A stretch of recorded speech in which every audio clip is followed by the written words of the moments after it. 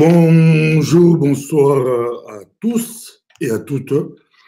C'est Rien à cacher, votre émission, Rien à cacher. Nous sommes avec le professeur Paul Tshilombo, porte-parole de l'UDPS, des passages à Bruxelles. On va essayer de parler avec lui. Bonjour, professeur. Bonjour et merci pour votre invitation. Professeur, au moment où nous parlons, au moment où vous êtes à Bruxelles, il y a des négociations. Et selon RFI, on dit Kabila insiste, Kabila voudrait donner à l'UDPS que 24%, pas plus, 24%. Et Kabila est très fâché, où les Kabilistes, où les négociateurs sont très fâchés selon RFI, parce que Kabila a nommé Bobus Kingo, pas Yuma et Kingo, mais c'est Bobus Kingo, sans pour autant que le Premier ministre puisse contresigner. Or, la Constitution dit qu'il faut que le Premier ministre puisse contresigner. Comment réagissez-vous, votre partenaire en colère? D'abord, je ne sais même pas que Kabila est très en colère, mais il y a un seul président de la République, je crois que c'est le président Félix Antoine Tshisekedi. C'est d'ailleurs la preuve pour vous démontrer que celui qui a la signature du Congo aujourd'hui, c'est Félix Tshisekedi. C'est vrai que nous sommes en coalition avec nos amis du FCC, mais tous connaissent les prérogatives d'un chef de l'État. Donc, je crois que ça ne sert à rien de polémiquer sur ces questions. Ceux qui disaient avant que Félix, c'est une marionnette, Félix, il est manipulé, je crois qu'aujourd'hui, ils vont changer leur langage. Ils vont comprendre que réellement la République démocratique du Congo aujourd'hui est gérée par le président Félix Antoine Tshisekedi. Donc, ça, c'est une question. L'autre question, 24%, il ne faut pas oublier que nous sommes en coalition. Il ne faut pas oublier que le FCC est majoritaire au Parlement. Nous avons refusé de faire une cohabitation politique comme dans les années 60 pour éviter des éventuels conflits, comme ce fut le cas entre Kasavubu et Lumumba. Nous avons pensé que pour le bien des Congolais, on pouvait faire une coalition afin de co-gérer ensemble. Et c'est ce que nous sommes en train de faire. Nous sommes en négociation, c'est vrai. Et ça, ce sont des péripéties d'une négociation. Et ça peut bloquer un moment, mais je suis convaincu, je suis optimiste qu'on finira par trouver une solution. Voilà. Jusqu'où peut aller l'UDPS dans des négociations? Non, mais attends. Je crois que j'ai bien expliqué que d'entrée de jeu, la majorité au Parlement, en principe, par principe, c'est la majorité au Parlement qui forme le gouvernement. OK? Nous, si on suivait cette logique de cohabitation, en principe, l'UDPS devait faire l'opposition. Mais nous avons trouvé que pour éviter tous les éventuels conflits, il fallait qu'on forme une coalition. Et nous avons été d'accord. Et d'ailleurs, c'est de là l'occasion de dire le fameux accord dont beaucoup réclament, qu'ils veulent voir, accord. C'est le seul point sur lequel le président Kabila et le président Félix Antoine Tshisekedi s'étaient mis d'accord. S'il y avait accord, et vous-même, vous êtes témoin qu'aujourd'hui, nous sommes en discussion. Donc, il n'y avait pas un accord au départ dans lequel on avait partagé les postes ministériels, on s'était convenu sur tout. Nous avons opté le principe de co-gérer et puis le reste, on discute. Donc, il n'y a pas de ligne rouge à ne pas franchir ou à franchir. Nous sommes tous de bonne foi parce que cette fois au moins, nous voulons travailler pour le Congo. Donc, nous sommes en discussion. Les négociations, nos négociateurs sont en train de défendre notre camp. De l'autre côté, nous avons aussi nos compatriotes du FCC qui défendent leur camp. Bon, avec tout ça, j'espère qu'on finira par trouver une solution. Voilà. Professeur, notre émission sera bilingue. J'avais mélangé. Congolais, la Kanda, depuis Balango, la Binola Kabila, compliqué, très compliqué, à côté compliqué, à Pesta Bobo, Banagnon, ce bazo Tama, Kabila, Bilunga Kabila. Peut-être trop, chance, professeur. Bana, Obabot, le gouvernement, Bazota Bilungia Félix, pour le gouverneur. La majorité de la Bilunga Kabila, députés, provinciaux, nationaux, Bilungia Kabila. Tout ça, vous espérez. Est-ce que Tala va Congolais bien? Est-ce que Bana Tour va rebondir un peu? Parce que moi, je Tam suivi Pené ou aller aux autres qui ça peut-être bonne nouvelle. Rose n'a pas gouvernement. Mais Banango est belé, professeur. Mais justement, question n'est bien. Mais ils ont accepté. Moi, je vais expliquer. Il faut se former avant de faire Kabila. Vous comprenez? Félix a un signature. Il fallait battre ma premier ministre. Félix Aboyaki. Vous comprenez? Donc, premier ministre, Azalelo, Aza, fruit à consensus. Il y a consensus entre Félix, quand il y a majorité. Donc, on comprend déjà qu'ils ont le Kabila. Des deux, on a expliqué au membre de la coalition. Ata bandeko bazoloba loba biloba loba wana. Ata vérité désir na bango bazoluka wana. Décor ezaki planté dans le parlement, ezalaki kabo. FCC a la majorité, a plus de 350 députés. Dans toutes les assemblées provinciales, bazaki majorité, bazaki na députés provinciaux pratiquement dans plus de 25 provinces. Donc il est tout à fait logique que ceux qui toquent dans l'élection, n'est-ce pas, bazwa, ba majorité wana ozobenga bilongi ya Kabila wana. Mais notre problème est à un niveau wana. Problème na biso ezabo. Il faut maintenant que ba oyo nyonso po ata ba gouverneur wana ba poni bazaka ba congolais. Mais ce qui est important, que tout le monde s'inscrive dans la vision du chef de l'État. C'est là où ce qu'on peut comprendre que Fachi a président de la République. Parce que ouais, ça a masséki. Ouais, il y a un esprit na bango bazaki na ya prédation, donc les amo kondi oye o bukike sa l'État yo za gouverneur, donc aux roi et pas na yo ozo ba millions ozo sala ba investissement ozo contre la mbilinga. Je vous assure que bile ba suka na prison. C'est ce qui est plus important. Configuration autozanango na parlement lelo. Na ba assemblée provinciale. Ils allaient issus de l'élection au tout cela qui est en décembre 2010.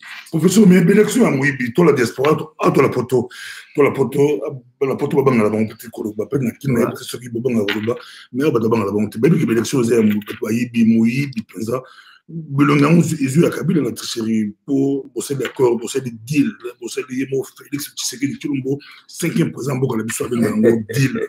Bosser des deals na bango deal avec bino bozo présidence bango bazwa biloko nyo solo yolo qui Martin Fayulu pas azwa qui alinga kika azwa pit biloko wala oh Martin Fayulu na tangi utu Fayulu bango bango sur Fayulu bango bango bazwa oh bango il y a celle qui dit Fayulu a boya qui bimko kinde na o bien wa boya ko kinde ba ku tela na Kabila abaki la kinga katite na kinga katite da pese mo mo politique ba réseaux sociaux ils en ba lokuta na ba vitesse na vous comprendre ba blog zo beta ko tia Martin Fayulu ana ils ont mentionné sur mensonge et puis il lui à mon acquis représentant nani la dame la responsable de MONUSCO a même pas Kabila Ndaboyaki. Na lobby na kota na ba polémique wa. Kabila Ndaboyaki. Na lobby na kota polémique wa. Martin Fayulu andimaki liboso aboyaki alobaki na kende élection na machine té ba vidéo ezali. Ti la veille une semaine avant l'élection, yemo alobaki machine té abandi soboke kuna bo pasolabilité soboke komana biki soboke achiche ba confusion na tout. Il y a des électeurs. Toké na ba élection. N'est-ce pas? Seni a proclamé des résultats. Il faut qu'on soit quand même cohérent. Fayulu a une cour constitutionnelle. Mais tant qu'on a la justice, ça veut dire qu'on doit reconnaître la justice. Contrairement à ce qui est en 2011. Aboya qui a la justice. Alors, il y a que la justice est inférieure na Kabila na okenete na combattre politiquement. Mais lui, il a emprunté cette voie-là. Mais il faut être cohérent et conséquent. Tant qu'il a emprunté voie à la Cour constitutionnelle, Azana va juriste, Atangi Mibeko, Batangele Mibeko, Bayebi, que voilà les éléments qu'il faut apporter à la Cour constitutionnelle.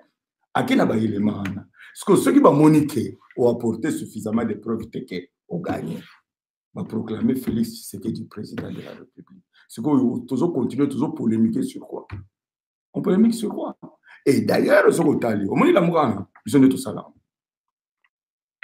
La muka biloto ensemble c'est la bisoto bon ngam nazo beto ngana epso ngana olobo ngaza na ba négociation na félicite pour tout ça la muka na to solo na bakatumbi ba musitu ba monezo to kana misa moko toyebi nani azali na patron ya lamuka nani aza patron ya lamuka ozo comprendre Félix alongwa lamuka na lobby tosalaka tant que tu as là Fachi leader après Fachi ils avaient suivi na caméra même temps ba misi ba sondage ozo comprendre Fayola azali na ba 5% Fachi azali na ba 46% suivi de caméra azali je crois 17 ou 18% ozo landa donc tant ozo kende na muka na ba konza la muka ba ibanaki. Vous comprenez? Mais tant que Genève, où est Sarah on ne va pas revenir sur ça parce qu'on n'a pas assez de temps. Fatia Benana, Benana Kamé, ça les cache. Vous comprenez? Mais mon condi à la Mouka, Yenle, as un coordonnateur actuel. C'est Moïse Katumbi Tchapo. À l'objet, ça a une opposition républicaine. Azana Marambu, il y a pas vérifié le peu pour cas, ils en ont chauffeur. Et alors, non, cette page. Parce qu'on dit vous avez dit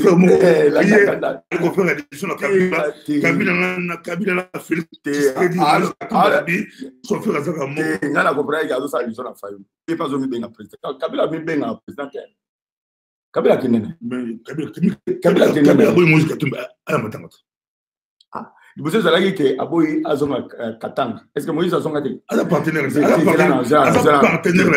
la vie Félix en tout cas pardon Kagame Royal mais Kagame Royal Matanga mais Katumbi a la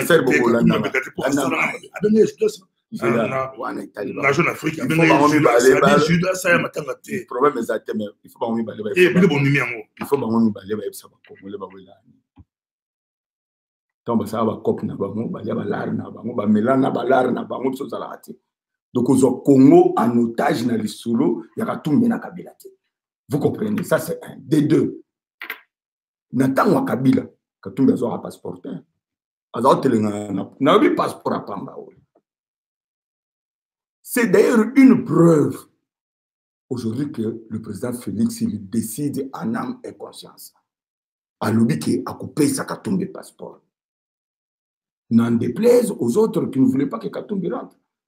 Félix, président, a autorisé Katumbi à Zonga, na Congo. C'est que lui-même, Katumbi d'ailleurs, ne croyait même plus. 15 jours, on a appelé. Vous comprenez? Mais alors, le lot, comme Katumbi et Kabila Boy, Katumbi, bon, ça va polémique sur Facebook, sur les réseaux sociaux. Biso, c'est qui est important, c'est quoi? Matanga d'abord, il y a des gens matanga la famille, et puis ça matanga ba Congolais. Ba organisateur na ba invité ba onde ba ko apprécier ba ko ya to ba ko yate ce qui ndeko Katumbi azali na besoin ya invitation pour ya matin azali besoin d'invitation te jour autre na ko zo accord na aéroport n'est-ce pas tout le monde va franc djongo ba yaki bande ko bele ba yaki parce que na stade ba zo ba invitation mais invitation ezalaki pour na ba tribune d'honneur pour ba payer belé ba inviter belé ba zalaki normalement il fallait ordre de n'importe qui ne pouvait pas aller là-bas pour la sécurité na ba. Mais la tribune mobile, na battu sur ma côté, il y a stade, il y a une invitation. Non, ouais, ça va polémique, il n'y a pas mal. Ce qui est important, c'est quoi?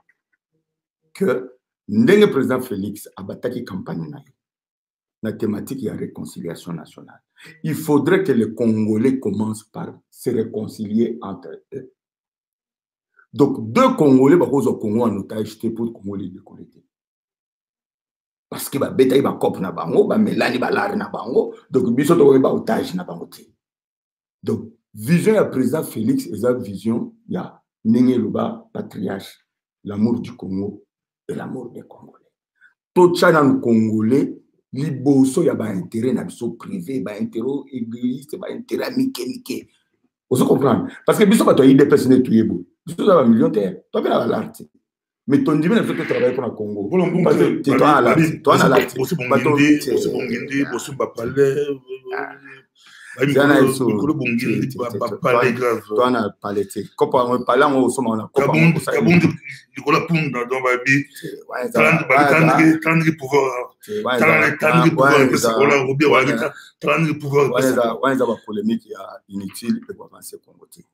vous comprenez? La réalité, il faut avancer le Congo. Nazolo ba ke biso to na pouvoir pour nous servir. Bande côté au côté na pouvoir la plupart des multimillionnaires. Ba milliardaires ko to bazana kati na bango. Tozo envier bango te.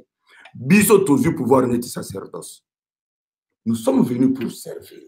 Et je vous dis, je vous mets un défi, parce que Bobo, on a Bruxelles, tout ça, l'émission, même après 5 ans, au moins, Félix, ça, on a président Mouva Salah. Parce que moi, je connais le président et je connais la ferme volonté qu'il a et le souci qu'il a pour les Congolais. Donc, toute la polémique, il y a Pamba, où ils ont avancé Congolais.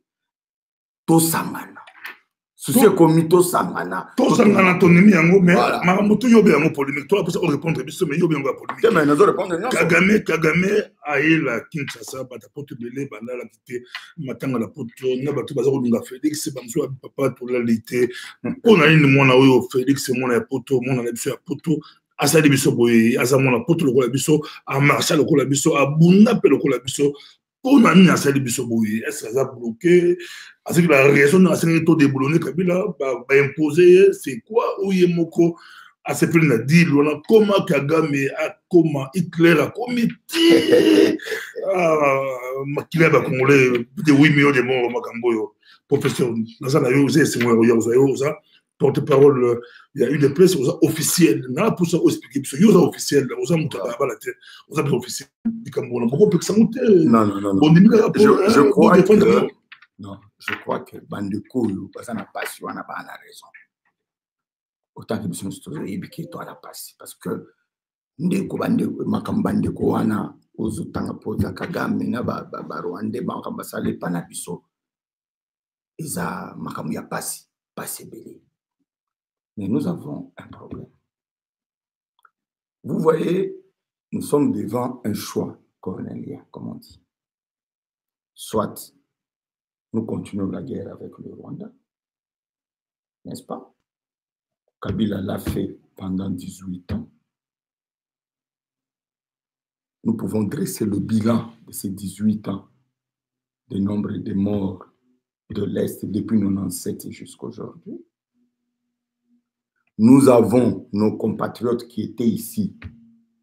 Par exemple, Makassi n'a pas les réseaux sociaux. Il faut tout déboulonner, Kagame, il faut tout marcher sur Rwanda, tout ça, la bouille. Ça, mais ils ont sur le caca, les réseaux sociaux. Donc, il fallait maintenant lever une option. Soit, le résultat, autre cause, on a guerre, Rwanda. Au lieu de sacrifier, au lieu il y a un prix pour la guerre.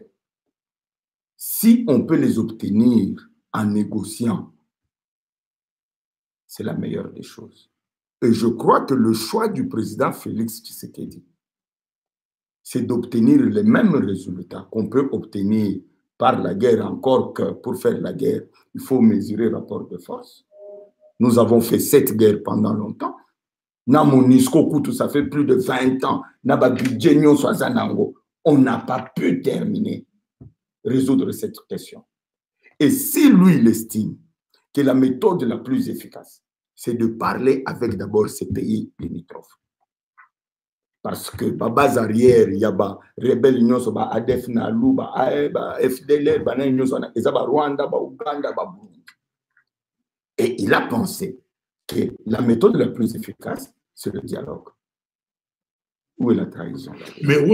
C'est le dialogue. Non, on sait pas, professeur, mais il y a qu'on négocie comment à la parlement, à la gouvernement, il faut d'abord installer le gouvernement. À ce qu'on négocie comme président de la République, la Combo, il y a du il faut que ça dans la constitution. Ce qu'on m'a bien habillé, au moins ce qu'on m'a bien habillé, on a débat la TV, dans la constitution. Est-ce qu'il y a eu une prérogative du chef de l'État dans la constitution? Non, mais même pas 4 mois.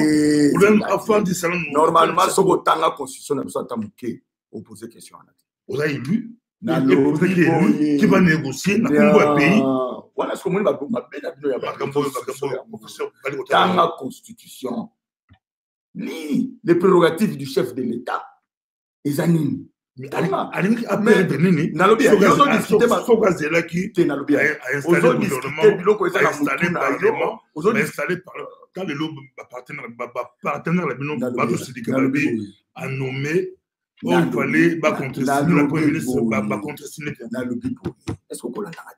Ils ont discuté de l'eau, ils ont yo, ou bien ils ont discuté de l'eau, ils ont la constitution. Il faut commencer par là. Et puis, le débat n'a pas beaucoup élevé en mingi sur le Boubando Salabo. Lis quelles sont les prérogatives du chef de l'État. Mais c'est ça, c'est prérogative. Aussitôt élu, aussitôt inébossi. Au sein de l'émission, tout ça polémique. Sans ça polémique, continue polémique. Sans ça l'émission, c'est la mana sunga yo. Ça c'est sûr que tout ça polémique. Na lobby hein, c'est la mana sunga yo. Au moins le président, Ataba élire n'interprète seulement le 24 janvier. Le 25, il peut négocier avec les pays limitrophes.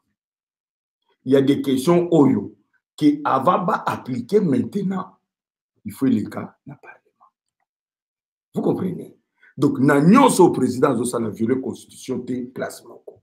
Alors, arrêtez d'alimenter la polémique dans ça. Oh, bah, kaka siko 4 mois, kaka boy, wa blo na réseaux sociaux. Bon qui t'en a assez. Tant la constitution de la République démocratique du Congo, au moins exemple prérogative. Mais toi revenir dans le camp, c'est très important. Parce que bato bazo chama kelele wana. Tant au cours constitutionnel il a proclamé le résultat définitif. Bah invité que le même Kagame wana tena oya aya ko suspendre le cours constitutionnel a proclamé. Bon menace que bilo menace que Kagame a mekate a moment ba congolais a sala makambo. Oui, saute bon menace que Kagame le lobo mbi. Mais aux autres ba plus qu'invité ça l'émission. Et tu ngana doba. Yo za ba réponse. Yo za na mituna. Nzanga na pesa na réponse. Tika kwa mburi émission. Tika kwa mburi émission. Na lobi boy. Kagame Toboyaki aya parce que cour constitutionnelle ils a souverain. Oyuya président ya Oyuya même il y a Nations Unies à quoi il interférer na ba décision ya justice na bisoté. Yango Toboyaki. Ba o lelo bazo critiquer Kagame wana. Bangonde baza cause la Kagame aya ko trancher mambo de l'élection à Congo. Vous comprenez? Kozala bambela minumi baleki. Faut être cohérent. Nous disons ceci, nous avons levé cette option. Il y a eu des millions et des millions de morts à l'est du Congo parce qu'on a voulu faire la guerre.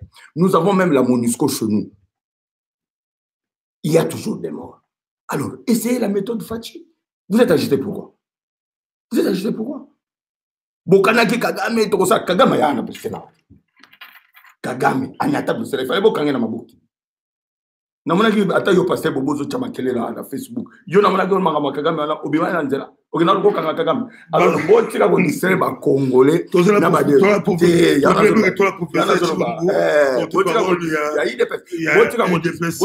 ba congolais. Makambo yo za passer ba congolais. Kagame na kata stade. Boti kana défendre Kagame, na défendre ba principe. À défendre ma principe. Parce que la méthode il y a bien Facebook, ça fait 20 ans, vous solutionner la maman Est. Et puis, bon, là, tu sais, maman, il y a des places, batiko, babette, maboko. Banane, maman, ça y est. Au monde, na stade, il y a des places comme toi, bato FCC, bazalaki. Bato AFDC, bazalaki. Bato Lamuka P, Moussoso, bazalaki. Vous comprenez? Donc, bato babette, maboko, ça bato IDPST. Tu as beaucoup de battu à FCC nécessairement. Tant que vous appelez votre amour, tu as beaucoup. Vous avez des débats polémiques, on a dit ça congolais. Ce qui est plus important, c'est de trouver des solutions à vos problèmes où ils en Est. Si vous avez essayé par les voies militaires, Facebook, YouTube, les réseaux sociaux, Boulaka qui biso que beaucoup kanga Kagame soka ya na Bruxelles bokanye auzonga sur Rwanda te. Boya wana mona bino botambola te. Vous venez à parler na bino. Alors vous dites ça congolais, vous dites tout ça musala. Tu résoudre le problème à Est. Pour lancer le développement, il y a sous-région. Parce qu'on ne peut pas avoir de développement sans la paix. Aucun investisseur sérieux peut venir mettre des milliards là où il y a les bruits de base. Aucun. Alors, qu'est-ce que vous voulez? Si votre problème... Donc, la paix à n'importe quel prix. J'ai dit, messieurs, l'Allemagne et la France n'ont pas fait la paix après la Deuxième Guerre mondiale. Mais lisez l'histoire. Mais Barcelone on a banazité, monsieur, bagagné. Mais j'ai dit ceci. Mais c'est ce que je dis. Bagagna qui banazi, va imposer justice à Bagagna, va ça le procès à Nuremberg, va éliminer banazi. Mais nous ici, pourquoi nous devons inciter la haine contre un autre peuple? Si vous ne gagnez pas la guerre, c'est pourquoi je dis qu'il y a un choix à faire. Nous avons fait la guerre pendant plus de 20 ans. Tirez les conséquences. Tirez les conséquences. Nous avons fait la guerre pendant plus de 20 ans. Ceux qui vont continuer la guerre, mais descendez sur le terrain, quittez le YouTube, le Facebook, le WhatsApp. On ne fait pas la guerre ici. Achetez des armes.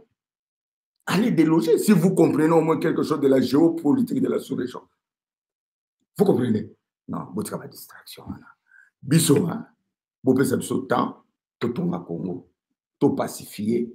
Vous comprenez? Professeur, nous avons fait ce choix-là. On répond à bateau avec Moïse Katumba, Misu ya Félix Tshisekedi, Misu ya Fati, Nakatala Muka, Nakatala Muka. On répond vous avez une imagination fertile. Misu ya Fati, vous savez que Moïse Katumbi a envoyé à Kabila en opposition. Après, comme Félix Tshisekedi a marionnette à Kabila. Parce que les communistes, d'abord la Moukana, ça existe encore. Nous ne pouvons pas. La Moukana, c'est quoi? Cette histoire, je te dis, Monsieur Fati, la Mouka, na lobby boui. Monsieur a compris. La Mouka, professeur a s'appelé, Monsieur a compris la vie et a sauté la Mouka. T'as passé Bobo, chose en pouvoir. Vous comprenez? La Mouka est en opposition. Naï, na président, na sala ou télévision na Peter Tian. Voilà un coup, ça fait même 3 mois. Mais c'est le moment de la Mouka et au Koufa et au Pantal. Parce que moi, je suis basé dans 4 ans, je suis ambition basé dans nous avons tout la en place à Zati. Même la Mouka, l'autre zobé est solo pour Moïse a postiralité, même basé en validé. Nous avons même un candidat à Tireli Fayoulou, à qui même Azaba validé, candidat pour la République à Tireli Fayoulou place. D'abord, Fayoulou, avant la Mouka, il représentait quoi? Quel était son propre politique? Un député. Vous comprenez? La Mouka a d'abord on est au Pantana. Bango Moko Félix a un tina au Pantana la Mouka. Bango Moko a ambition à Bango. Dans le Kosovo, il y a pouvoir au Pantana Bango. Déjà, quand on a ça, le opposition républicaine. Quand on fait la vérité des îles, quand on a fait la qui était à Zoboudé, au sein de la neta, il y a des débats, Bazaïba, aux autres sentir qu'il y a déjà un broglio qui se continue. Nous sommes tous connectés. Tu es qui est Pantana Bango, calamité. Tant que Pantana, nous sommes tous et nous, en tant que UDPS, nous avons le droit. Il y a que ça, le rapprochement avec n'importe quelle formation politique. Donc, nous avons fait ça, nous avons na kotela na dossier oyo n'importe été bon tout passé bikambo ya bitumba ya UDPS batip na permanence balandi bango tina ndako ya Tshisekedi bakiti basubi na cuisine ya Tshisekedi basumbi na nzongo ya Tshisekedi eloko na poto esala polémique ya kosala mobulu ya kosala te ndeko na biso komi kipele ya lobela ngo mpe mingi taza a comprendre te comment UDPS azoloba yo za porte-parole na sepeli oza officiel bosala tout boy étouffer l'affaire mais ba média ya Congo elobela ngo mwa tongo biso zo ba image na média ya Congo bandeko ba bataka bango. Non, mais d'abord, d'entrée des jeux. Et je vous informe qu'il y a des enquêtes en cours. Bato Yobazaba responsable. Yaba Fewana, ils seront sévèrement sanctionnés. On ne peut pas désacraliser la maison de notre leader. Ce que Mobutu n'a pas fait, ce que Kabila n'a pas fait. Vous comprenez? Aujourd'hui, on ne peut pas accepter. Si vraiment ces ordres-là sont venus, je crois qu'ils seront sanctionnés. Ça, c'est une chose.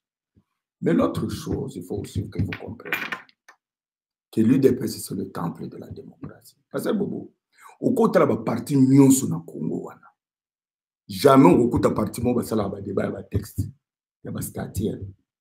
La plupart des partis, il y a une autorité morale, il y a un chairman. Ce chairman a sa lobby, tout le monde l'a fait. Vous comprenez? Ce que l'autorité morale a sa lobby, que les pasteur Bobo, Moutounio, Sakangi, Monopono, à tous à contenter. Mais ce n'est pas ça l'UDPS. Nous avons été formés à l'école de Tshisekedi. C'est l'école du débat.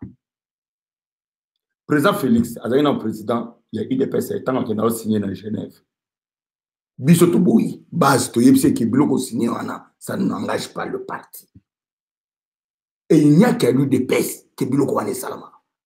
Je dis bien, il n'y a qu'à l'UDPS. Au moment où il y a une élection sénatoriale, quand il y avait soupçon que les députés de la provinciaux sont corrompus, le seul parti où il y a qui base était l'ennemi contre les députés, et ça l'UDPS. Ça veut dire que l'UDPS est un temple à la démocratie, temple à la valeur républicaine. Nous, chez nous, ce n'est pas la pensée unique. Nous acceptons le débat. Aujourd'hui, le débat qu'il y a au sein de l'UDPS, il y a un débat que comment assurer l'intérim du fait que le président Félix a commis président de la République. Comment on doit gérer l'UDPS? Nani, il faut à gérer l'UDPS. Et nous faisons ce débat-là démocratiquement. Il y a des points de vue qui sont divergents et nous acceptons nos divergences, mais dans l'unité. Jean-Marc Kaboul s'impose au but de la démocratie. Il s'impose depuis Amateur de la Punda, à Boketa, à de la Punda, qui s'est né. Il a cumulé, à vice-président de l'Assemblée nationale, et puis à la partie, après, à nommer le secrétaire général de la Canaï Kaka. Tout le monde, heureusement, quand on a eu des perspectives, Mibali, dossier où il est quitté, sur les cabines. Non, mais. À quel stade, Bazomeli, à Zomsa, discours à Moulaï. Mais il y a un Jean-Marc Kabon, honorable député, à cause d'un point de vue. Dans le lobby président Tshisekedi, il y a président IDPS, tout les méliers. Bon, c'est le secrétaire général. Ce que c'est le tout les méliers, à Ozoma Namlongo. À Ozoma Namlongo, IDPS, IDPS, Yamouana. Elenga Tshisekedi, Yamouana, Elenga formation, tout le monde Tshisekedi, Yamouana. Au cas tripoté, il y a le secrétaire général, il y a le Kaboum. Et tu es venu à Souka. C'est ça l'UDPS. Donc, le loco, il y a beau été, aux autres triqués, les textes, aux yeux, il y a intérimaire, au nommé secrétaire général, aux satés. Quand il y a l'UDPS, c'est les gars. Le Simbaté. Vous comprenez? Écoute, Simbaté. Bango peut bailler, Augustin Kabouya, c'est mon frère. Aïbi qui comprend aussi Simbaté. Tu peux revenir dans le texte. Parce que c'est très important. Débat, tout ça, dans le débat, il y a article 26. Il y a un statut là-dessus. Où il y a le baquet, en cas d'empêchement, de décès, empêchement définitif, décès, n'est-ce pas, ou interdiction, parti, il y a président, hein, interdiction, il y a président, il faut, tout qu'il y ait un directoire composé, il y a secrétaire général, président de la convention démocratique, il y a une commission électorale permanente, il y a un directoire, et dans 3 mois, tout qu'il y a un congrès, tout pour le président. Ça, c'est ce que disent nos statuts. Mais ce qui est important, c'est de comprendre pourquoi Tshisekedi a attaqué l'article. En 2013, Tshisekedi a modifié un statut. Il nous a dit, je le fais pour votre bien. Le jour où je ne serai plus là, il ne faut pas que le parti soit là. Il faut directoire, il y a 3 personnes. Pour que l'équilibre est là. C'est ça l'esprit de cet article. Alors, si les gens veulent sortir l'esprit article, pour que Moutoumoko et Loko Tshisekedi a Boyaki, qui est parti, parce qu'à l'époque, dans les statuts, c'était le secrétaire général qui devait faire l'intérim au cas où le président n'était plus là. Tshisekedi a refusé. Il a dit qu'il faut 3 personnes. Alors, ces 3 personnes aujourd'hui sont là. Nous, nous soutenons qu'il faut token de directoire. Après un mois organisé, congrès, président Siga Abima. Maintenant, bande comme ça, ils ont manipulé. Oh non, ce token a congrès, toponi président. Donc, président Félix Arozala, candidat président en 2023. Ce qui est mensonge. Parce que Bastati Nabiso, ata yé Félix, ata ngaï naza président du parti. Mais pour un candidat président de la République, il faut qu'il y ait un congrès. Où il y a investir, autre candidat de président Azanay. Ça ne veut pas dire que ce président, il y a eu des personnes automatiquement aux alliés candidats président de la République. C'est faux. Et moi, je crois, et je suis convaincu que le président Félix, il est pour la légalité et le respect des statuts. Donc, il faut qu'il y ait un directoire, il y ait un congrès, il y ait un président Yassika, il y ait un texte, tout ça, sur mesure, même pas sur les mesures du président Félix Tshisekedi, non. Le professeur Tchilombolansi, Bino, côté auto, ça n'est pas sur la texte, auto sur la bibliothèque. Il faut beaucoup de décisions avec Félix de l'élection bonne possibilité on a bilemo bo c'est deal na Genève bobo yango deal na Genève bobo yango boyo c'est la mibale avec caméra na Nairobi bobo yango siko ya misatu bo c'est avec Kabila mais na ba deal la bino sur Hollande ko bien dit que so bokomi bilemo c'est 5 ans pour pouvoir botti la baninga mais bilemo so bandi guerre en interne so bandi guerre que il faut faire ça à la candidat président au moins difficulté bozana. Déjà ba question na yo ezana kati ba ezana ba confusion na kati ozo ba bisangita sangisa ngo zo betana ozo mélanger c'est là na bena Genève bo chita Kenya pasteur ce qu'on dit tout ça là nous émission sur Genève tout ça là ya que on a suggéré na lobby tout ça là ya vrai ou faux j'ai dit tout ça là ya parce que bo rester Genève zana epsona na tout mais c'est au Kenya c'est là na tout na yo nous avons na yelo cop na cote sur 20 000 euros. Mais il faut oublier. Na frappé. Est-ce que yo mouton na cote sur 20 000 euros wana ogoyoka soni po ya kolukanga na zongi selo mbongo no bien. Et puis na omono na ba masu no do na siro oui na ba vuya osana te. Donc c'est pour dire quoi? L'histoire de Genève là c'était une escroquerie. C'est ça qui frappe. Nos amis là n'étaient pas sincères. Pour nous, cette page-là, ils allaient tourner de toutes les façons. Bisoto benana ina biso. Ozolanda. Ils allaient sectiter que bosi ni saba ba signature ba makila que soki na longwe makambo boité. Ils allaient franc-maçon. Ils allaient ba sectuanate. Ça c'est un bosana. Deuxièmement, ozobeta du solo, il y a cash. Est-ce que vous avez vital caméra to biba ina point? Confusion dans le niveau. Parce que boso bandi na ba débat la bino ezola xaja ki. Ba débat ni. Au débat la partie na bino. Ou bien sur la sur Félix, bon, parce que PG Félix pose la candidate la 2023. On ne va pas la bino. Félix a osé la candidate à 2023. Makambo, Félix, na yasine bakor na caméra. Asigna ni. On a bakor, on a signé que caméra aux directeur de cabinet. Bakor wana ezaki bakor ya cash. To zaki na alliance na FCCT. Mais tant au bouquet, ce qu'on a besoin de signer qui bakor entre biso que Caméra aux premier ministre. Bah comme tout ce n'est pas mais tant que ce qu'on a alliance total na parlement, puis on a caméra tout ça na majorité na parlement. Ce qu'on comme premier ministre on a imaginé. Donc il faut beaucoup de la coalition. Tant que continue la coalition na bato FCC. Bah on a plus de 350 députés. Puis on a caméra tout ça na 48 députés. Ce que premier ministre a dit, faut être cohérent. Il faut être logique. Et lui caméra il comprend ça mieux que bato ba ça ba polémique voilà. Il comprend ça. Que le Premier ministre a Kobima na cacheté, c'est pratiquement impossible. Or, il y a un corps, il y a un qui est caméra de Premier ministre. Mais maintenant, ce qu'on tente de le mouiller, tout le monde cache. Président Vital, il m'a trouvé que non. Bon, nous avons un ministre, président, nous avons un directeur de cabinet. Président Ntimi, il est le directeur de cabinet. Maintenant, il y a 2023. Solo là, parce que les paramètres ont changé. Donc, quand les paramètres changent, on fait la politique. Donc, il y a un accord et si tu as appliqué, ou il y a un qui signé accord. Non. Mais attention, l'UDP, c'est un parti politique. Tous en a autonomie de gestion. Nous avons notre façon parce que l'UDP a commis sa candidat en 2023. Ça, moi, je vous le dis. A commis sa candidat. Et puis, il y a un peu de Fachazana. Vous comprenez? Mikolo, ça a sondage. Nous, ça a sondage. Au moins, il faut faire comme 80%. Alors, c'est pour dire quoi? Kabila bazomata mugambo za compliqué. Na côté compliqué ba basilika qui. Sondage de lobby. Mais papa, sondage d'ani. Fati azomata. Mais c'est ça le problème. Kabila azomata. C'est quoi sondage en même temps ba Congolais ba osenga Fati a tinda Kabila la justice. Bakanga Kabila. Est-ce que heureusement il y a un lobby au politique dans les réseaux sociaux. Vous avez une cohérence. Est-ce que le président de la République c'est le sondage seulement. Est-ce que le président de la République donc président il y a un mécanisme. Mais vous dites qu'il y a un ministre de la justice la constitution. Oui, pouvoir et institution. La justice doit être indépendante. Nous nous sommes battus pour un état de droit. Toboyi justice dans l'inféodé na exécutif. Mais yo zoro ba mi ko le invité na onde. Tina na expliquer te batwa. Ola na tina na expliquer ma podo. Yo ya mara su. Oya la pe kinite okima. Na bibo.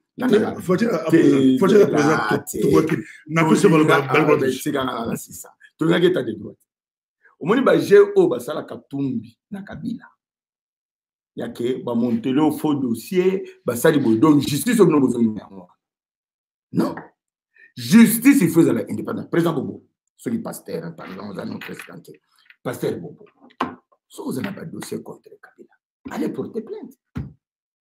Kabila c'est un citoyen comme tous les citoyens même si les sénateurs aza protégé na bamakambo ya basénateur mais aza au-dessus ya mibeko nyonso te bakonebi yo atana lobi yo olia kovanda kana ba réseaux sociaux koloba loba bosala ba dossier ya maka ya Kabila nani ko interpréter sondage c'est ce que je dis sondage soke bini sondage c'est parti à mati na lobby hein sondage la façon matamte mais sondage mais la majorité ba kino ba congolais ba Congo ba oseba ba tindela Congo mais na lobby hein atoza populaire ba ko kamuta Lula président brésilien ba sondage za ko pese kutu ke soka zongi a élu président. Mais il avait des dossiers en justice. Ça ne veut pas dire que parce que le sondage est matissio, que ce soit dans la justice, il va pas camoter.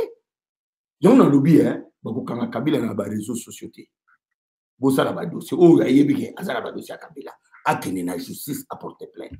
Ce n'est pas au président de la République qui a un Kabila. Ils ont été. Dans la constitution prérogative, de mon côté, et si président Kabila, président de la République, Ningisa ou bien le pouvoir d'arrêter un compatriote. Exacté. Alors, la confusion, la boutique, la barrière. Tous en ayant tout cela, c'est ce que la profession, c'est ce que attends, la stratégie, mais tous en ayant appelé le travail, mais la monsieur Golgan et qu'on fait le gars des médicaments, kasi, ma médicament on dirait il est qui fatigue, monsieur Golgan et qu'on fait le gars. Monia. Babi il est qui fatigue. Tous en ayant tout cela, plus professeur de Sengo, aux anayo, tout là pour la diaspora, tout dans la diaspora, tout côté un peu diaspora, mon amboka a vu pouvoir. Congolais à Poto, afin de la mise sur la Bruxelles, ton marchand est la Bruxelles. Mais on dirait diaspora et on s'est retrouvé. Tout s'est retrouvé, c'est compliqué. Mon sœur, mon père, mon sœur a dit, ce qu'on dit, baga dit, l'on débat la Poto, on s'est retrouvé, et le bon micro à poids, ni ma dit. Mais quand expliquer un phénomène, pour pouvoir, moi la Poto, le roi Bissau, tout pendant la haie. Omoni. Bisous, la démagogie. Vous comprenez, la démagogie. Je crois que n'est pas Bissou.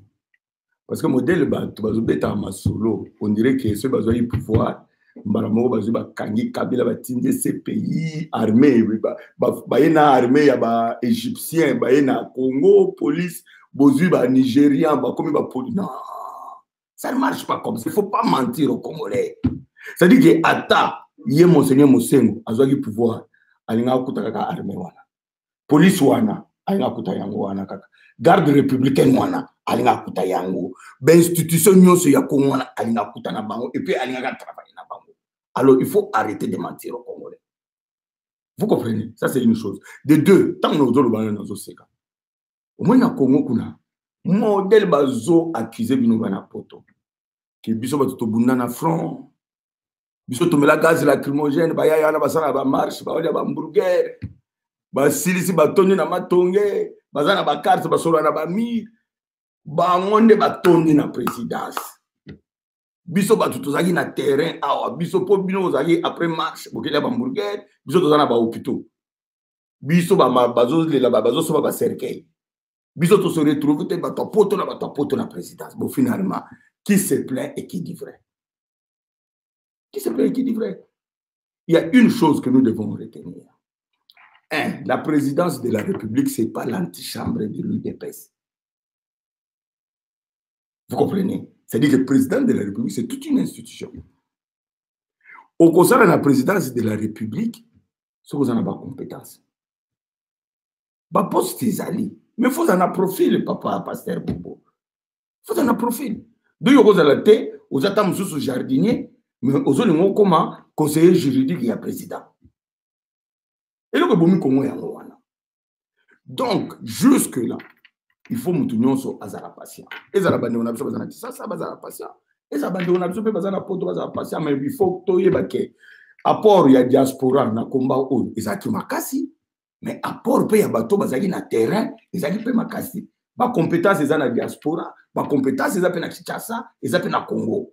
Vous comprenez? Donc il faut retrouver juste un milieu pour satisfaire tout le monde et je sais jusque là tout le monde est satisfait.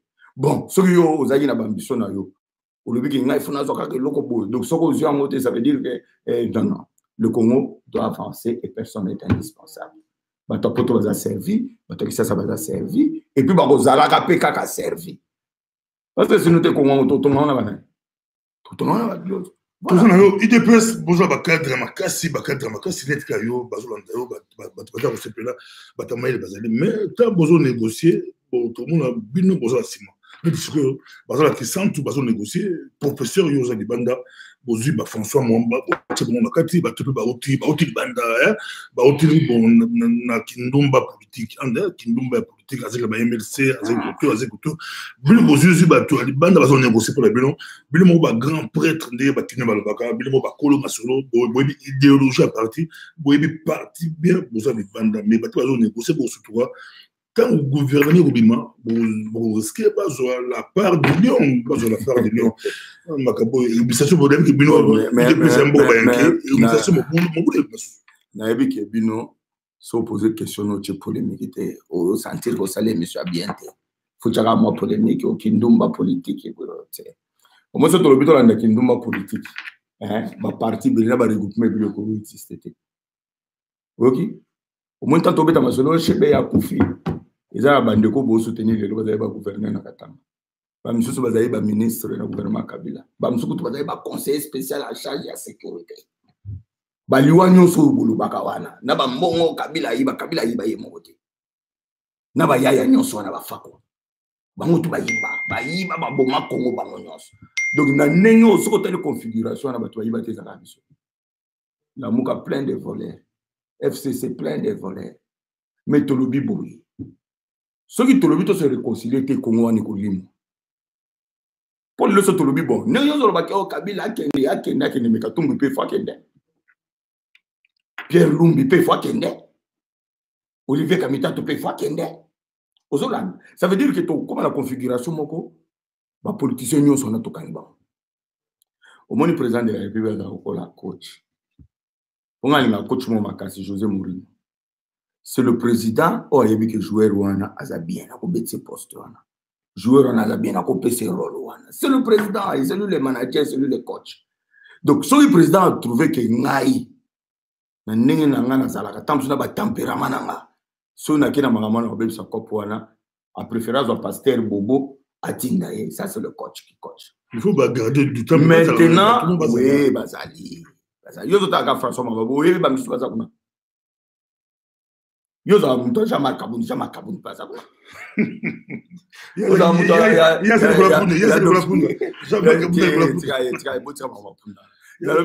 yo za muto docteur Eteni azakuna ndeko nanga Augustin Kabuya CGA azakuna vous comprenez donc tout le bien botika fachi asala musala boko sepela tozana yo professeur tozana yo oh yo so les restes wana eza distraction bozo tozana yo balokela biso mokulumba ezali pasteur Bobo to la professeur Tibubu porte-parole officiel UDPS nasi bon babetaki l'équipe biso abetamaki beaucoup c'est que mutala muka l'équipe biso bobete pas le bon l'équipe biso moi dans la bino abetamaki fils son fils beaucoup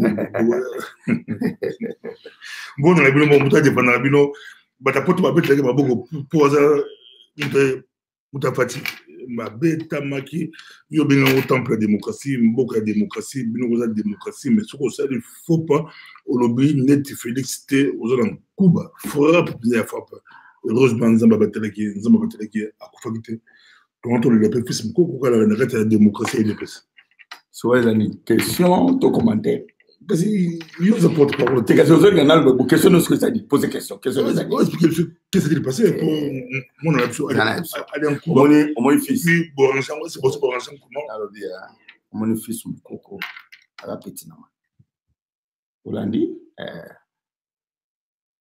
ali ananga a consulter anga to solo la bien Bisso jamais. Même en commençant par le président Félix, on ne peut jamais encourager la violence. Je dis jamais. On a un dérapage regrettable. On ne peut jamais. Nous avons dit démocratie ou un objet na Etienne et ça débat d'idées. Vous comprenez? Quand ça te imposer point de vue non encore. Ou bien recruter moi petit moko boba bando beta batu na permanence que on gagne à TI de PC marche à bon. Ya on est dans le bique bandeko o bazo sala biloko bongo batika. Parce que ça va pas marcher. Vous comprenez? Et puis mutu moko azaka na monopole ya violence té. Mutu moko azaka monopole ya violence té pour mukomuzo yo beta ba toujours mususu ko kimaka permanence wana mbango ba Hollanda. Vous comprenez? Or c'est pas ce que nous voulons. Nous voulons privilégier les débats d'idées. Contradiction faisable. Et c'est ce que Tshisekedi disait. Quand il n'y a plus de contradiction au sein d'un parti, c'est que le parti ne vit plus. Au moins, il y a un parlementaire de Bouhan. Tshisekedi a vendu et ils sont en train de débattre. Je me suis dit que le président Libanda kuna Bitumba, voilà 2001. Bitumba yani oh non, ils ont un groupe moko bazo soutenir que il faut que la communauté internationale na dialogue San City. Groupe moko bazo soutenir que la communauté internationale ko trahir biso boy na boy ma ko fait bandi. Ba ke ce rapport pas Tshisekedi à lobby, c'est ça la preuve que le parti vit. Je serais triste ceux qui n'avaient pas que bazo bunda bazo ouela mbongo. Que ba yaki ndenge ba tumuzu oh ba pesa ki $1000 ba comme bunda te. Et ils se battent pour leurs convictions. Et parmi eux, il y aura toujours un sage pour la Coca-Cola. Ça va, voilà. C'est ça la démocratie. Chez nous, le parti vit. Et soufflé que de temps en temps, il y a des dérapages, mais bien mon Rwandaki, image, petit Nagam Koko, Kenaki, Jean-Marc, Augustin Kabouya, tout ça. Donc je crois que cette question a déjà été réglée en famille, donc je ne pense pas qu'il faut polémiquer là-dessus. Répondre à Batapoto, Bakani, valise, Bakani, fête. Bakani, fête, na valise, Bakani, fête, à Libala, na valise, mais awa, Bakani, valise, Bakani, fête à divorce. Fête à divorce, na valise. Je crois que divorce, au Salma, Batapoto, la valise. Divorce, la valise, divorce, à Kabila, là, Félix. La divorce, pour la valise, c'est quand même la poto, Batabina, Canada, Belgique, partout, France. Bakani valise ba bika suka jo bazo divorcer kaka biso na to kitna so bakitina ni bayo sa mboka la tuté to kasi bayo sa ni to sunga to oya papa na le bien le président Félix a béni Congolais non so aya les portes sont ouvertes a facilité bino kutu ba visa ninga bazali ba tracasserie awa comme na njili wana ola kisi passeport na yo pia ba nyatelo visa ko koti venez construire Congolais. Tant que vous avez un divorce, vous avez un se consolider. Bana pe babotami. Bilonga Kabila. Neyo sepeleza bilonga Kabila wana. Problème ezati. Bana pe babotami, mais comme on appelle à partir du 5e mois na, omoni elonga Tshisekedi banjobi. Peut-être les bano ba osunga libota na bokoko na yo. Eza ba obazali na elonga Tshisekedi. Vous comprenez? Venez arrêter de polémiquer. Arrêtez de polémiquer. Nous on travaille à Kinshasa. Venez travailler. Ce qu'on dit à l'opposition, venez faire une opposition républicaine. Critiquer, amener des contre-propositions.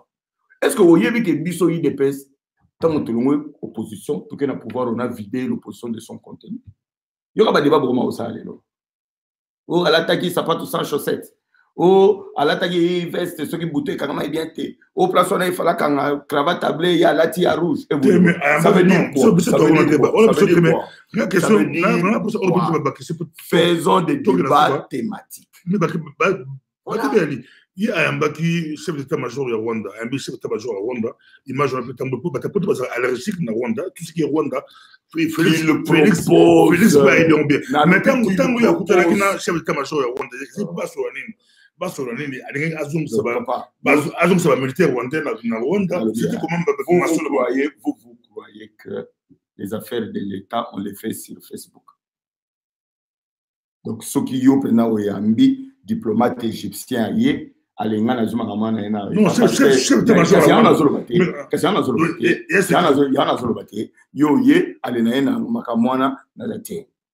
Soyons, devenons plus responsables. Apporter des propositions, il ne faut pas seulement critiquer. chef d'état-major à Rwanda, chef d'état. Mais je vous ai dit, ça fait 21 ans que vous êtes en train de faire ça. Quelle est la solution que vous avez trouvée à l'est de la République? Faites Facebook. Peut-être ça vous rapporte de l'argent. Et comme business, il y a un besoin de Congo. Ceux qui veulent que tu bon, banane en bosé là, bas que le bunda kuna na est. Bozo manuki boya. Bon, la Congo za Facebook mais tout bunda plan bokla so. Na zone mboko za na Congo. Mais ya kuna mboko passer ko ya kuna. Mboko ya biloko belé. Tout ça na yo ba côté ce bon tout le monde ça merci beaucoup aux équipes professeurs Chilombo. Chilombo. Bolandi monsieur belé mais tout ça ba point tout gros sur ça nango ya. Il y a 100 jours, il y a Félix Tshisekedi, en tout cas, 100 jours, voilà. Des peu bandits, tout le monde comprend, tout le monde a battu sur la Facebook, la Facebook, la Facebook, mais 100 jours, on a côté social. Il doit être des partis social, moi, socialiste, l'idéologie socialiste, Big Kabila n'a pas comme socialiste, alors c'est que la bonne main qui habille pas socialiste, il doit être socialiste. Quel programme, sans choisir l'équipe, quel programme besoin d'un côté social, les peuples d'abord, partout, les peuples d'abord, on a pas seulement le bas. Merci beaucoup, mais il faut comprendre l'homme. Au monde Congo, au bout de ça, 32 ans. 32 ans. Des Kabila père, na Kabila fils, Basali 22 ans. 32 plus 22, ça fait 54 ans. Dabim. Oyo bazo creuser, bazo timula libulu, bazo kunda Congo. Libulu ba timone na 54 ans, bino bolingi Félix akuna na 100 jours. Faut en mutema mabe. Ozoka, il faut que nous allons mutema mabe. Marambo Félix a sali na 100 jours. Ils ont la balabala mususu na kisasa na 20 ans. Omoni assez a balabala o yo na ibiko longwa o kimakini kala. Bokasa, oui, Bokasa. Balabala na sala ba 18 ans ils ont praticable. Lelo Kende a venu de l'université. Kende Sayo, Kende Rond-Point, Kende Gambela. Kende... Le travail se fait. Le travail se fait. Mais n'attendez pas qu'on puisse résoudre dans 100 jours, même dans 200 jours, même dans une année. Répondez court rapidement. Il y a dit FCC 23 gouverneurs, 92 sénateurs sur 100, 354 députés sur 500, 70% des ministres, ministre des Finances, Banque centrale, Force armée, la police, la sécurité. Mais là, au moins, de quoi la commune, ça y est. Pour tout renverser tendance à préparer l'élection de 2023. Parce que si vous voulez renverser tendance, parce que ça c'est le constat que nous tous nous avons fait. C'est pas que c'est quelqu'un qui a organisé ces élections. Encore moins Fayou ou Katumbi ou Bemba, non. Nous avons trouvé ça. N'est-ce pas? Si on veut renverser des tendances, vous créez un parti politique. Vous y en a pays. Pour installer ma parti politique, pour qu'il y ait une élection, pour gagner, c'est en ce moment-là qu'on va renverser la tendance. On ne va pas la faire en écrivant comme ça. Vous comprenez? Nous nous sommes jetés dans l'eau. Parce que le député national, je suis l'élu de la Django. Vous comprenez? Nous nous sommes battus sur le terrain. Critiquer, c'est bien. Mais on dit toujours que la critique est aisée. C'est l'art qui est difficile. Venez pratiquer l'art. Venez boyer la terre. Toyo qui vous commis des sauts tout le je crois qu'il y a des tonnes et des tonnes de mais maintenant, c'est le moment de venir sur le terrain. C'est le moment de pratiquer. Venez. Bosser la partie politique. Bande Gobelé. Vous avez un diaspora. Vous avez un candidat. Congo, c'est préparé pour 2023. Et si la tricherie se répète, on va encore dire faites un bloc et préparez-vous pour 2028. Voilà. C'est une erreur. Ça sera une erreur de croire que le problème du Congo, c'est le problème du président de la République. Si c'était comme ça, mais l'alternance, tout ça, Bino diaspora, nous nous sommes battus contre le régime de Kabila. C'est ce qu'il faut faire. Ce qui est l'autre, nous avons une élection crédible, le lobby. Mais il faut tous mobiliser. Mais bon, on a une élection locale. Bon, ça, le pouvoir. Bon, ça, le pouvoir, local. Mais papa, j'ai dit. Bon, ça, on a une il presque pour le pouvoir. Pour qu'il y ait un local, bon, ça, comme ça, des zones, bon, gagner. Qui t'a dit qu'il y a toujours pas? Kabila, tu sais qui ont tombé. Pourquoi? Bon, ça, dans 100 jours, on a vu que dans 100 jours, on va trouver 450 millions de dollars pour organiser l'élection. Soyons rationnels. Même la critique, et là, ça peut quand même que Moutou Azara moi poignard. Au moins, critique, il y a Moutou Tema Mabé. Vous comprenez? Et donc, la rationalité. Vous comprenez? Le gouvernement continue à nous limiter. Nous avons fait ça, c'est Nimbon pour à l'élection. C'est le gouvernement. Il faut qu'il y ait une ligne budgétaire. Va voter budget dans le Parlement pour passer à l'élection. Vous comprenez? Alors, c'est ce que nous disons ceci. Critiquer, mais proposer. Bon, il y a une solution. Biloko to komi. Toza olinga Kabila kende biso nyonso Kabila saki. Oh, to lingi mona mboka. Nani lelo ko contester alternance na mboka wana sur les ya IDPS. Qui? Nani lelo na ba politique tout ba osa makile na ko contester Félix Tshisekedi. Il a été élu en 2011, il n'a pas siégé. C'était le meilleur. Il avait plus de 100 000 voix, Félix Ozomona. Mais bon, il a siégé. Il a refusé beaucoup de propositions. Est-ce qu'on y a dit que primature, il y a Sénoko, c'était à cause il y a fidélité. Il y a Félix n'a pas engagement, il y a Moïse Katumbi. Il y a un rassemblement. Vous comprenez? Nous, à l'UDPS, nous savons ce que nous voulons. Et bisous de lobby, ils ont des défis pour nous, bisous de toujours pouvoir. Les lots, trop là, Moussa Congo. Bon, on va contribuer pour critiquer, c'est bien. Mais qui nous apporte des propositions, des contre-propositions. C'est comme ça qu'on construit un pays. Bon, on tombe en bas dans ma fille, est-ce que vous avez récupéré l'ancien UDPS pour perdre des bâtiments, les bâtiments, les bulles, les UDPS? L'ancien, on va dire. Bien que Namba qui CP et Bama, Namiko, Eboma, Ablavi, Michel. Il y a le qui, Paul, il y a le qui, on a posé la même question, il y a le qui, UDPS, la bâtiment. Les méthodes bamoté l'eau on a quitté la porte de l'eau bateau là surtout qui il est plus à la bali à la bateau il y a solo na pression maloba bali ko ndabiso. Merci beaucoup mengana oyo soko omoni IDPS mingi bali batanti pinga na lubango bele omoni machine à fachi bato bele bali bien. Moi je veux pas, je suis professeur d'université, moi je suis le coordonnateur d'un groupe de réflexion.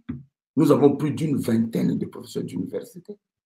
Il y a ma branche nuance, je dis, on a table ronde.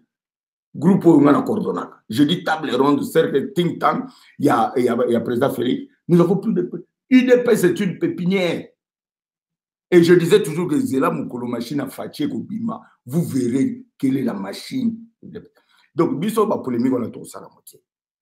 Botala Bisso, on reconnait le maçon au pied du mur. Ce n'est-ce pas? On a une information. Mais quand on a un thème à critiquer bien. 100 jours, yo bomi. Et puis, on va dire que il y a 2 ans.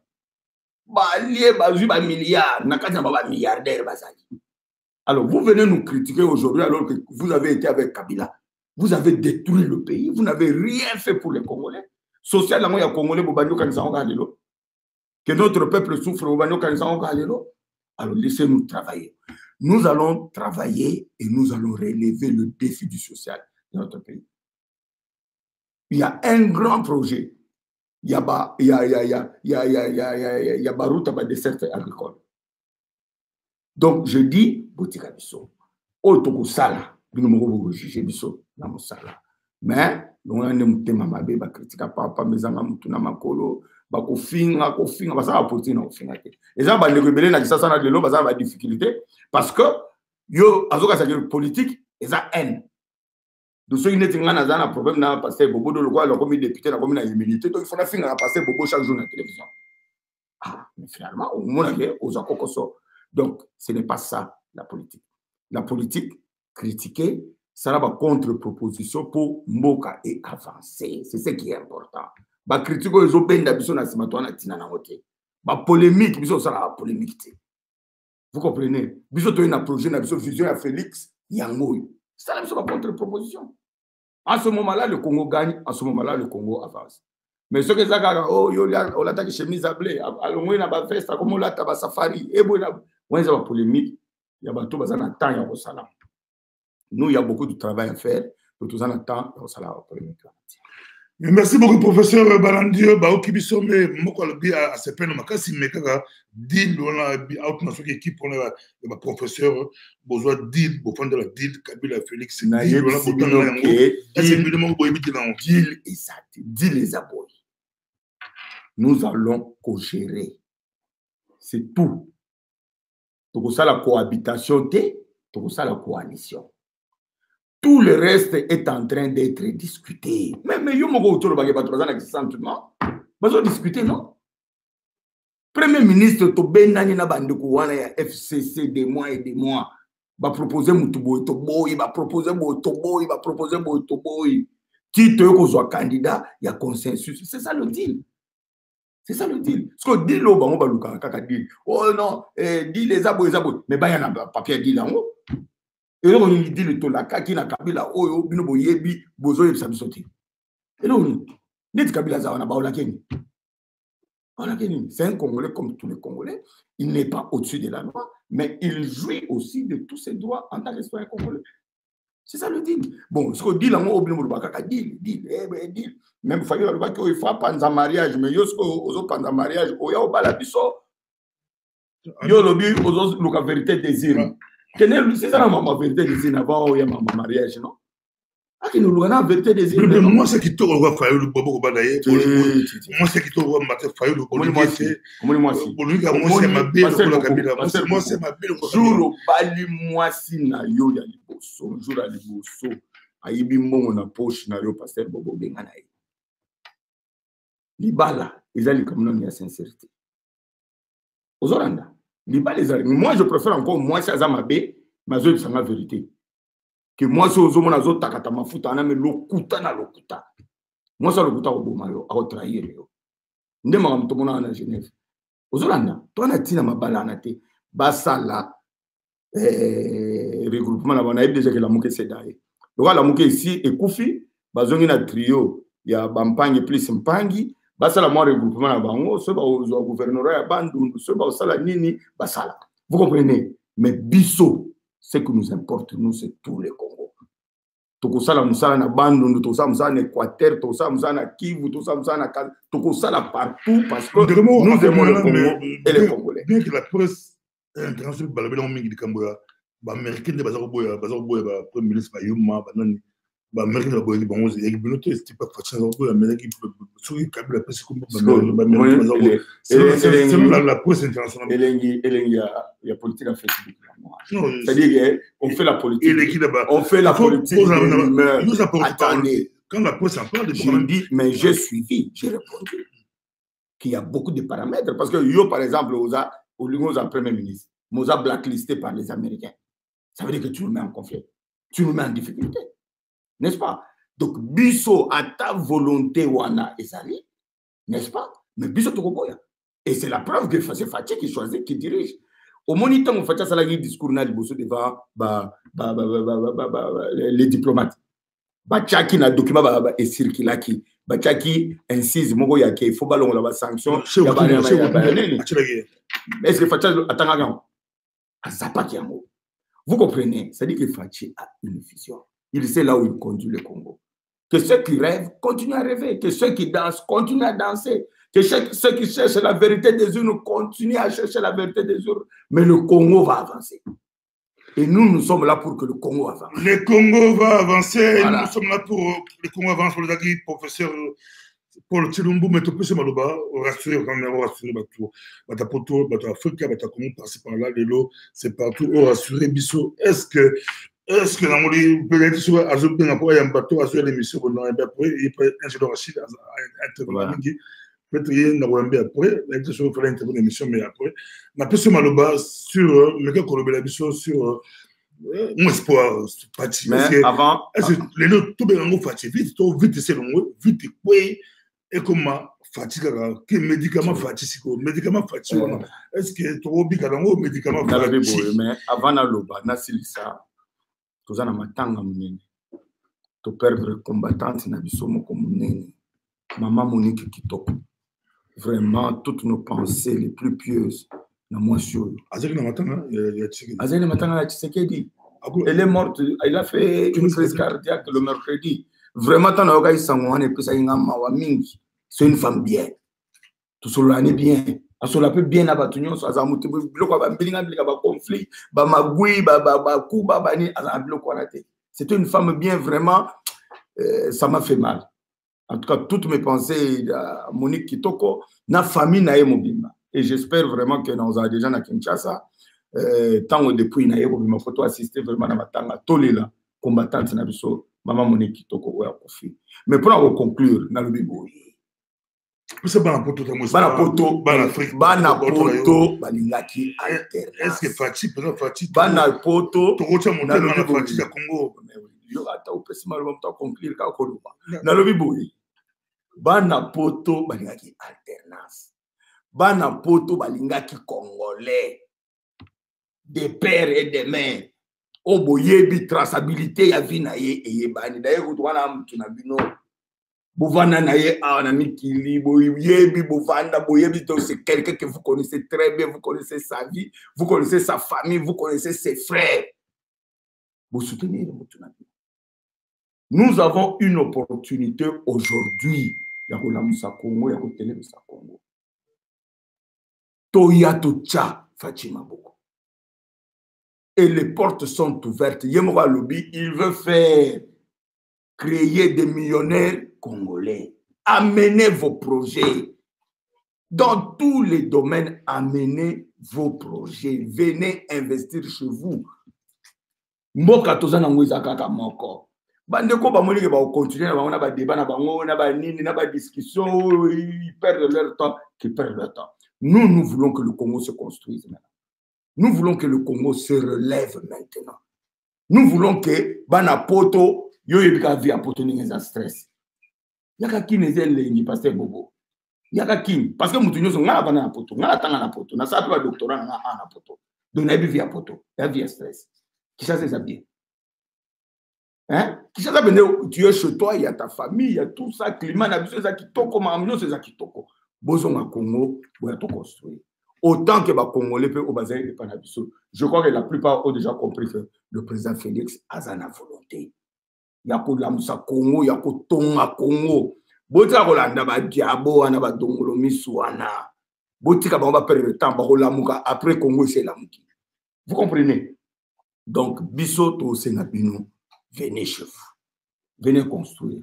Venez créer des partis politiques. Ce qui est le lot, FCC a la majorité, c'est parce qu'ils ont créé beaucoup de partis politiques. Ce qu'on comprend du monde, il y a scrutin, il y a loi électorale, on comprend que ce qui est dans l'élection, la liste, mon gagnant. Venez créer des vrais partis politiques. Investissez-vous dans la politique, investissez-vous dans les affaires. Bon, ça va business, boya. Terrain est vide.